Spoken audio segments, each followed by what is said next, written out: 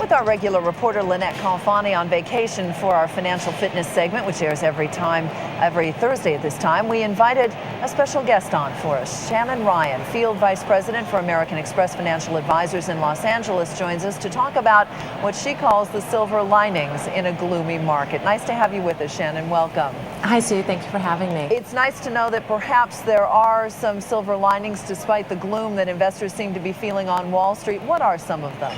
Well, actually, there's a lot of silver linings. It's interesting right now. After the last 3 years, people are ready to duck and cover and not look at the opportunities that we all actually experience during down markets, as well as opportunities we experience during up markets.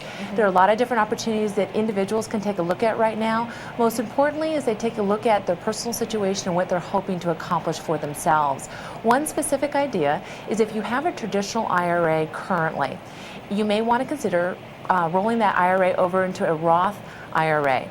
In the process of doing that, you'll pay current taxation or ordinary incomes on the gains, as well as any investments into that IRA, the traditional IRA, that you deducted.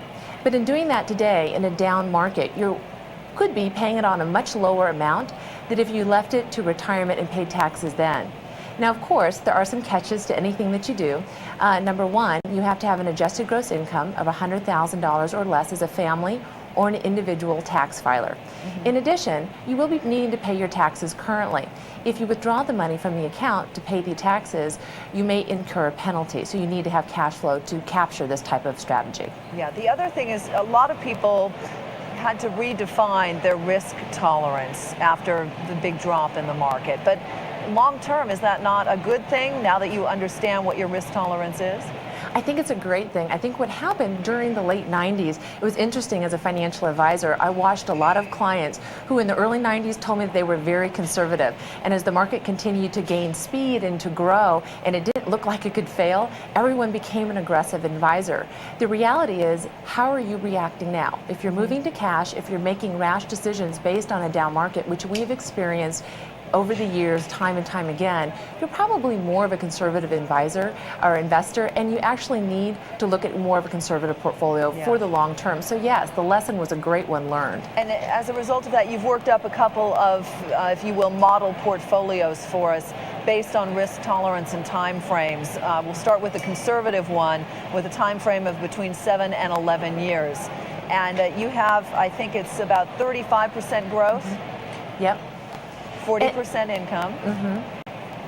That's actually moderate, rather not conservative. Right, but that's the moderate. That's the moderate. What you're showing right now is a moderate portfolio. And what I've done is I've worked up some generalities around portfolios that you may consider using. The reality is, as each individual investor needs to take a look at their current portfolios, it would be foolish to move everything into a brand new portfolio. You need to take a look at where you're at and really reassess your risk tolerance, and then make prudent decisions on where you need to be long term to achieve your goals. And most importantly, make them again at a risk tolerance where you're not going to make rash decisions from emotions during down markets. Yeah, and if you want to be more aggressive and you have a long-term time horizon, how should you allocate your funds, Shannon?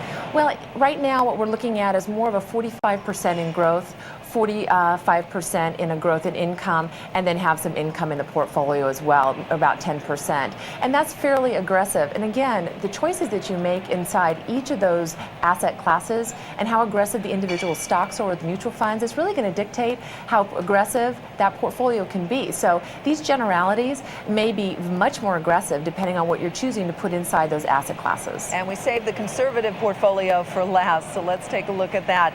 You should put about 40% into income and 30% into the cash equivalent? Yes.